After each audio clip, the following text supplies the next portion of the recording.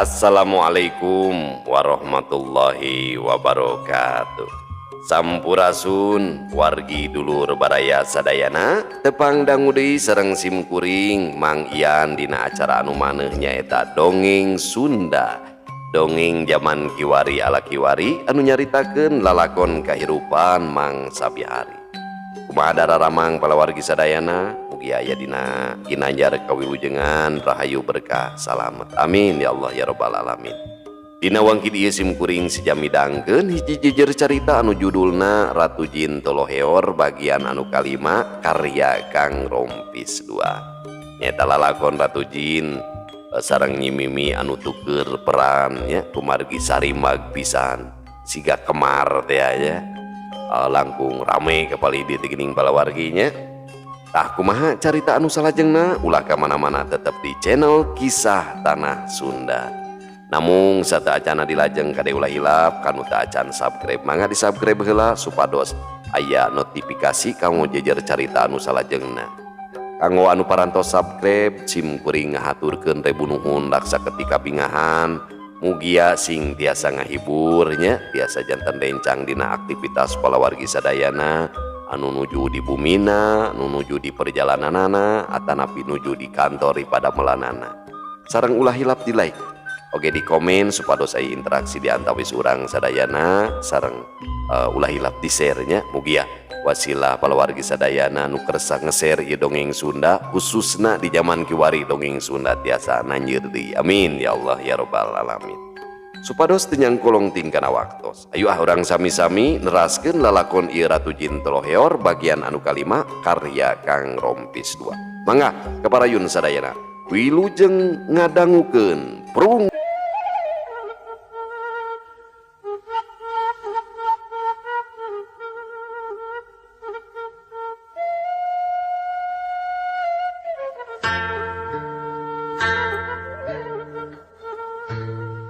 Kami kacida bingung na itu nyai teuing kami harita salah nulis siga nama sabab da lain kitu maksud kami teh asa teu kaharti kupikir bet bisa salah kieu temal juragan Tarma bari gogodeg sirahna kacida geus kacida jangarna alatan mikiran eusi surat.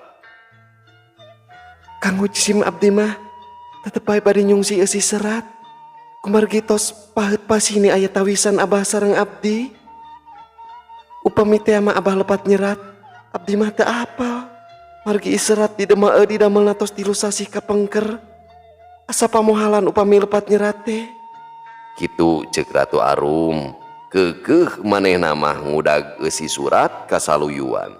Ratu Arum hayang ngawarah ka Juragan Dharma, heueuna sok tukang renten pan Juragan Dharma mah. Juragan Tarma teu ngomong deui sabab omongan Ratu Arum kacida benerna. Juragan Tarma bener-bener bingung nu teu mangih tungtung teuing kudu kumaha memeresna. Bah, abdi gaduh jalan kanggo memeresna upami kieu mah. Upami kieu wae mah moal aya tungtungna. Cek Ratu Arum bari imut ngagelenyu. Tah cing kumaha nyai? Juragan Tarma curingha. Panona neuteup kanu geulis. Urang sungsi heula ieu eusi serat ngarah jentre. Dina serat tos ditetelakeun upami salami 3 sasi abdi teu tiasa mayar, abah kedah masihan modal 20 talen ka abdi. Nyai kitu pisan nyai. Satuluyna kumaha? Saumpamina abah teu tiasa nyumponan anu 20 talen ka abdi, hartosna abah teh tos sulaya kana janji.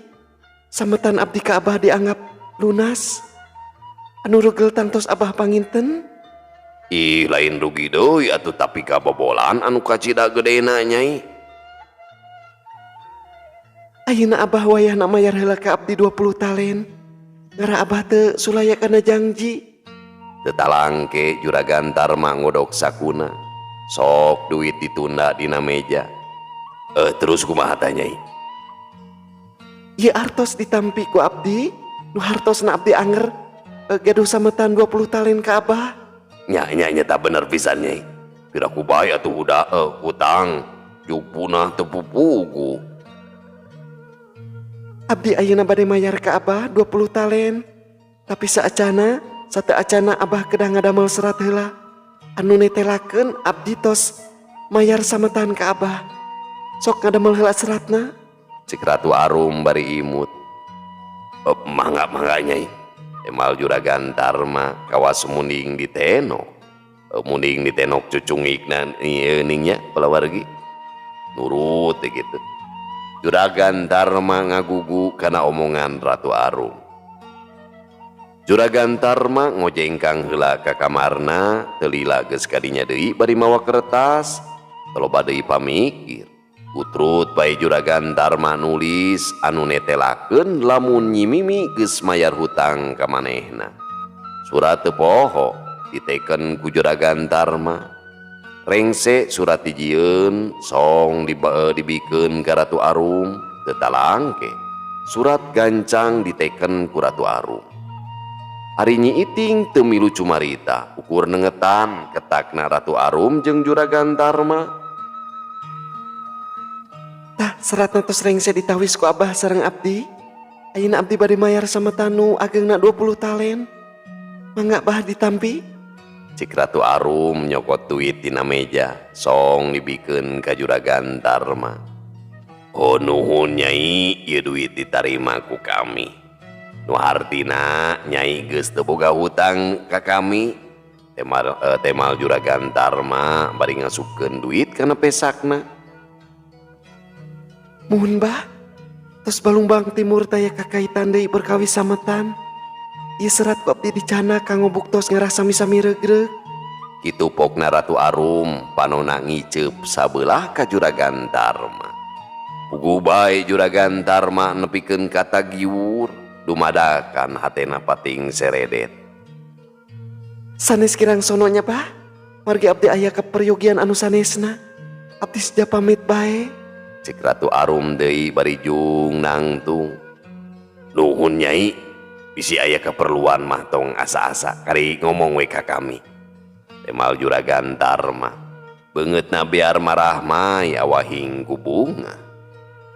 Sanggeus sasalaman ka Juragan Tarma, Ratu Arum jeung Nyi Iting ninggalkeun imah Juragan Tarma. Juragan Tarma diuk dina kursi bari melenyun udud. Panona neuteub kana lalangit bangun aya nu keur disawang. Korejat Juragan Tarma ngorejat. Bari kaciri nepakan tarangna. Keke aing teh asa lieur.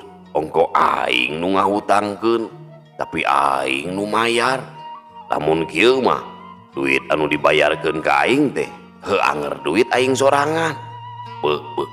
Nah aing jadi belegu kieu. Juragan Tarma ngabebeutkeun awakna kana kursi. Sirahna digudagi deug kawas nu sengklek.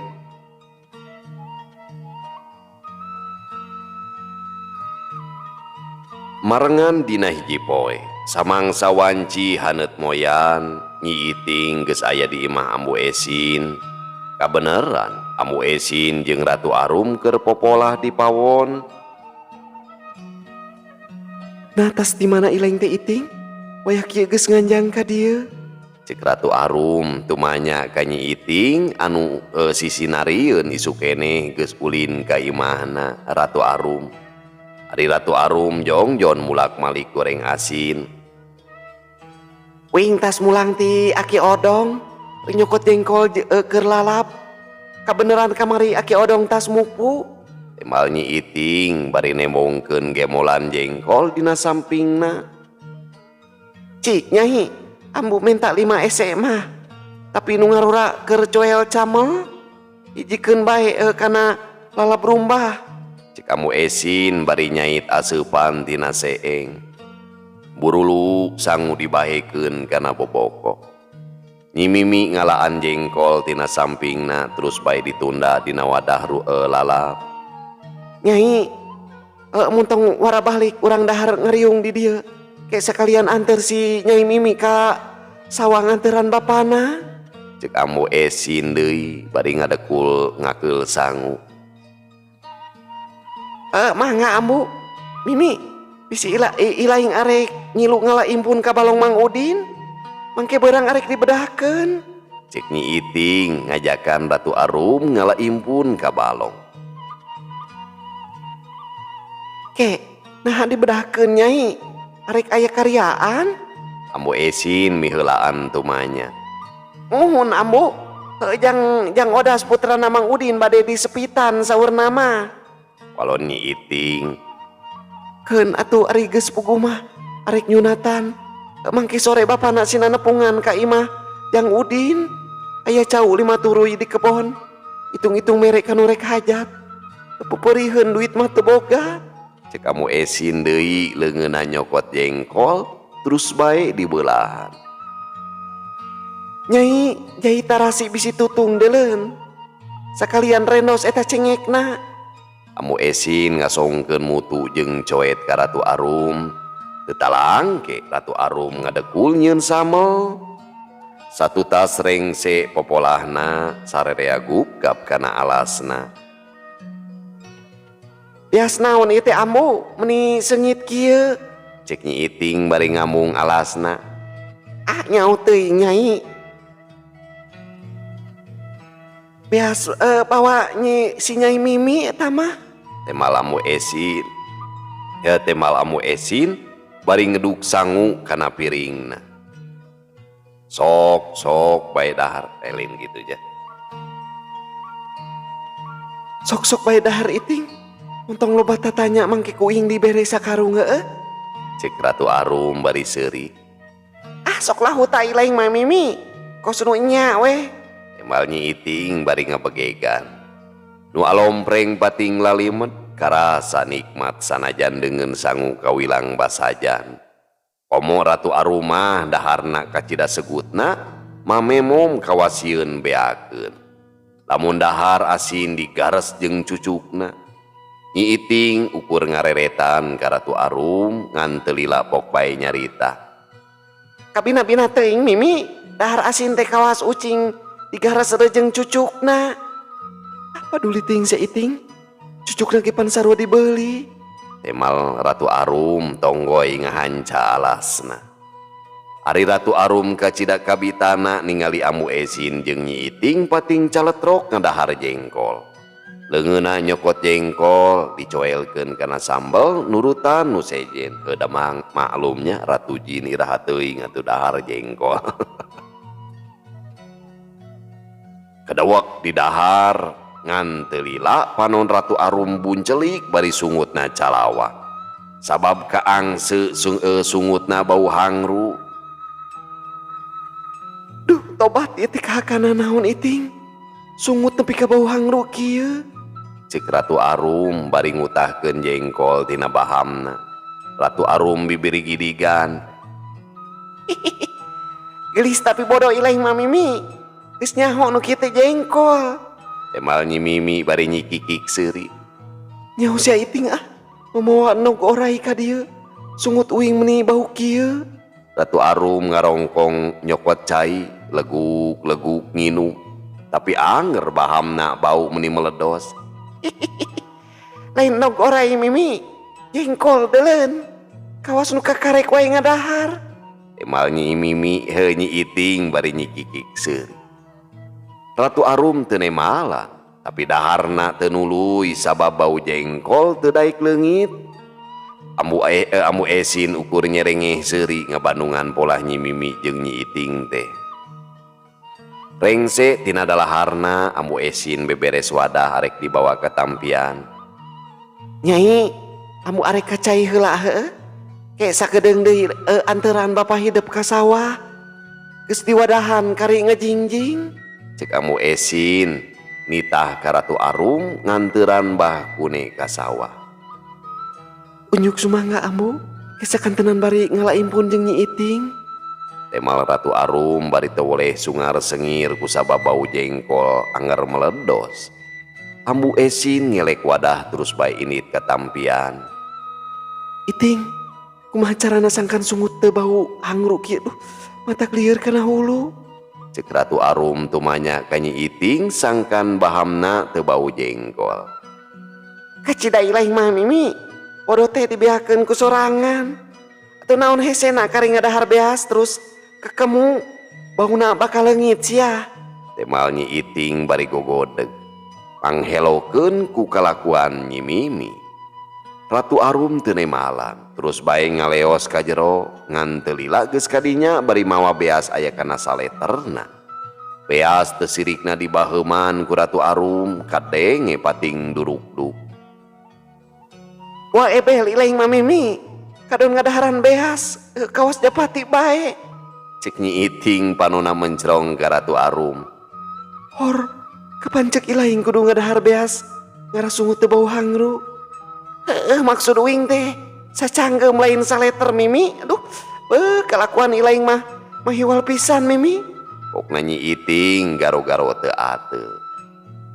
Paduli ting sia, gara-gara maneh sungut uing bau hangru. Cik Ratu Arum terus bae ngadaharan beas nepi ka beakna. Heuleut sawatara waktu, Ratu Arum jeung Nyi Iting keur laleumpang mapai galengan sawah nu maksudna rek nganteuran kadaharan jeung cai ka Bahkune. Sanggeus nepi ka sawah Bahkune, kadaharan jeung cai ditunda di saung. Ratu Arum ge bebeja ka Bahkune rek terus ka balong Mang Udin ngalaimpun. Teu kacatur di jalanna. Duanana geus tarepi ka balong Mang Udin, balongna kacidalega jeung loba laukna. Ditambahkan balong geus loba nu ngadon lalajo nu ngabedahkeun, aya oge nu sejaman tuan. Teu kurang oge barudak nu ngadaragog ditambahkan, memang karesepna ulin dina leutak bari ngagogo ngalabogo dina liang tambakan. Balong Mang Udin kacelup loba laukna, matak teu aneh lamun sakalina ngabedahkeun laukna kacida poharana. Atuh kailaharan urang lemur mah lamun aya nu ngabedahkeun teh sok ngadago peperetna. Jadi lamun laukna geus kaala kabeh urang lemur gasik tarurun ka balong miharep aya lauk anu teu kaala. Aya oge nu ngadon ngalatutut impun atawa boncena. Samangsa nu boga balong geus hanjat kusabab laukna geus kaala kabeh. Urang lemur nu araya didinya teu sirikna paboro-boro turun ka balong. Itu deui Nyi Iting geus singkil arek ancrup ka balong. Mimi, daguan bae di dieu uing rek ancrup ka balong. Heutuh tingali impun meni maranghap dina cai leutak. Cek Nyi Iting leungeunna nuduhkeun ka paleba impun nu maranghap dina cai leutak. Mung uing rek milu ancrup. Temal Ratu Arum boga karep hayang milu ancrup ka balong kusabab resep ningali batur nu paciweuh ngalaimpun. Har, arek ancrup kumaha ilaing teh Mimi? Piraku baju alus rek dipake guyang dina leutak. Cek Nyi Iting kurang panuju, emang lebarkeun ti dituna mah kana baju nu keur dipake ku Nyi Mimi. Sabaru toing, baju mah da loba gantina. Temal Ratu Arum miheulaan ancrup ka balong. Nyi Iting teu ngomong deui, manehna ge gura-giru turun ka balong. Aya awewe kolot nyampeurkeun ka Nyi Iting mikeun ayakan gede ka Nyi Iting keur wadah impun jeung boncenang. Ratu Arum nurutan Nyi Iting ngalaimpun dicokotan ku leungeunna, ngalana kacida gancangna sabab impun raranghap kasaatan. Ari Nyi Iting ngarasa kaget sabab ayakan asa tereh pinu barang disidik-sidik lain bae impun nu aya dina ayakan teh tapi buruy oge kacida lobana. Mimi, atuh montong di ahla buruy mah da lain dahareun jelema sia teh. Cek Nyi Iting bari miceunan buruy tina ayakan. Kapan sarua hirupna kawas impun? Memangna buruy teh kahakana naon kitu? Cek Ratu Arum bari milihan impun nu ngahiji jeung buruy. Kahakanan jin sia teh Mimi. Nyi Iting ngabanyolan bari nyikikik seuri. Sajongjonan mah Ratu Arum ngahuleng mikiran caritaan Nyi Iting. Kusabab manehna teh bangsa jin, tapi saumurna can pernah ngadahar buruy. Dasar pika sebelen si Iting, di mana si aya jin ngadahar buruy? Panon Ratu Arum muncereng ka Nyi Mimi. Ari jinisna ukur nyikikik seuri. Ratu Arum kacida resepna ngalaan impun samalah mah tutut oge sarua dialaan nurutan Nyi Iting dihijikeun jeung impun. Ratu Arum pindah ka sisi Tambakan hayang nurutan barudak nu kokodok kana liang Tambakan. Sok katingali ku Ratu Arum mareunang bogo atawa belut. Teu kurang oge nu meunang lauk anu nyumput tina liang. Tenyalahan samangsa Ratu Arum ngodokan liang manehna menang bogo sagede leungeun kolot. Nyu Iting, wing menang lauk gede, cek Ratu Arum ngerasa bunga. lain lauk sia teh eta mah bogo Mimi, tunah heula di dinya mun bisa matiir. Wing itu keur kagok kala impun jeung tutut sakieu nayak tekna. Temal Nyi Iting jongjon ngalaan tutut jeung impun di wadahan kana ayakan. Menang sababaraha kali ngodokan liang Tambakan, Ratu Arum mineng bebeunangan aya bogo atawa belut aya oge lauk jaer nu geus nampa. Ratu Arum terus bae kokodok kana liang Tambakan. Kep leungeun Ratu Arum newak belut karasa berat samangsa dibedol, tapi teu burung kaluar kabedol tina liangna. Logodor borengkal nu dibedol ku Ratu Arum lain belut tapi orai hideung sagede leungeun kolot ngagebay panjang. Orai. Cuk nu sejen bari ngagorowok marengan ningali orai ngaborengkal tina leungeun Nyi Mimi. Nu sejena barirat narai kana Tambakan ngarasa baluas ningali orai nu sakitu gedena. Nyi Iting awakna ngagibrig panona buncelik awahing ku sieun. Orai hideung ngabeulit leungeun Ratu Arum. Bedul sugan teh belut sia teh. Aing mah teu beuki orai daging orai anu hangru. Cek Ratu Arum bari mencerong ka sakadang orai. Orai dibalangkeun kana Tambakan, borengkal orai boborengkalan saterusna mah ngaleor. Jalma-jalma buriak bubar katawuran pating balecir lalumpatan. Ratu Arum teu malire kanu pating koceak manehna nuluykeun deui kokodokna kana liang Tambakan balong.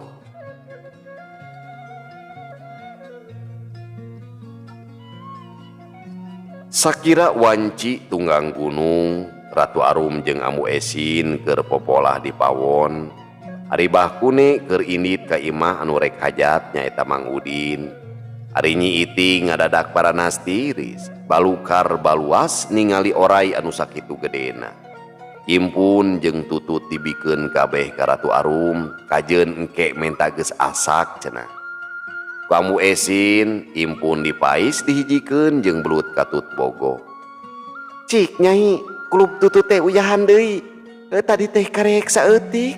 Cik Amu Esin ngasongkeun uyah ka Ratu Arum. Tutup pendil dibuka ku Ratu Arum, kaangse seungit koneng jeung salam. Ngadalingding Ratu Arum nikangu kumetap awahing ku kabita. Ur uyah dipurulukeun kana kulub tutut. Heuleut sawatara waktu, kulub tutut geus dijait, Amu Esin terus bae mais impun kana aseupan. Ratu Arum gentak ngawadahan tutut. Seungit samara tutut matak ngahudangkeun rasa lapar. Suruput caina disuruput ku Ratu Arum, tetela kacidangeunahna. Ragamang kana tutut langsung digares ku Ratu Arum. Amu Esin nepi ka ngagurubug ku sabab nu dahar tutut kadenge pating duruk-duk. Ke, nak kumaha lain teh Nyai. Kadahar tutut teh meuni pating duruk-duk. Cek Amu Esin ngemuka bingung. Muhun dihuapkeun teras dicapek. Temal Ratu Arum bari am deui ngahuapkeun tutut. Duruk-duk kadenge deui pating duruk-duk. Nah lalampahan teh Nyai di asamara rodel. Kadahar tutut nepi ka digaras jeung cangkangna. Cek Amu Esin deui tibang gogodeg. Amu Esin nyokot cupat awi anu tungtungna geus diseuketan, tutut dikenyotan heula, geus kitu daging tutut ditiru ku cupat awi, golongsong daging tutut kaluar tina cangkangna. dihuapkeun karasa pisan samarana nyerep kana daging tutut. Ratu Arum ukur nelek-nelek ketak Ambu Esin, nu antuk damah Ratu Arum nurutan. Nyai mihape eta pais impun, amu mah arek ngalacai heula katampian. Cek Ambu Esin bari ngagejelik keluar. Muhun amu. Temal Ratu Arum bari tonggoy nirukan tutut. Telila Ambu Esin geus kadinya deui bari ngajingjing cai ngan teu kasampak Ratu Arum aya di dinya. Panon Ambu Esin nepi ka molotot, sidik pisan kulub tutut sapenil geus peren kabeh. Kocapkeun di hiji lemur anu katelah lemur sampayan. Lemur anu kawilang gegeg ku pangeusina sabab geus deukeut ka dayeuh nyaeta Wanakerta puseur dayeuh Kabupatian Kancana Jati. Ari Kabupatian Kancana Jati ngawawahan 20 kademangan ka asup kademangan Waringin nu ngawawahan lemur nagra. Lemur sampayan kawentar ku widang senina utama nama ronggeng. Ari ronggeng nu geus kaceluk nyaeta lingkung seni ronggeng Kancra Medar. Kancra Medar dipupuhan ku Kirahian. Ronggeng Kancra Medar geus pada mikawano ku sakuliah Kabupatian Kancana Jati mah. Lamun aya karyaan atawa aya pangagung anu hajat, boh nyunatan sumaona ngawinkeun mah geus pasti bakal ngondang ka lingkung seni Kancra Medar. Mangsa harita Kancra Medar geus jadi ciri mandiri atawa lambang kasugihan pikeun jalma jegud atawa para menak pangagung luhung. Jadi moal wara kasebut jalma jegud lamun can bisa ngondang lingkung seni ronggeng Kancra Medar. Pamiarsa sadayana waktosna parantos teu nyekapan deui. Insyaallah urang lajengkeun dina video anu salajengna. Cag urang tunda ilalakon nyimimi di hanjuang siang urang teuneun di haneulem sieum paranti nyokot ninggalkeun mangsa datang kasampeur deui. Wallahu muwaffiq ila aqwamit thoriq. Wassalamualaikum warahmatullahi wabarakatuh.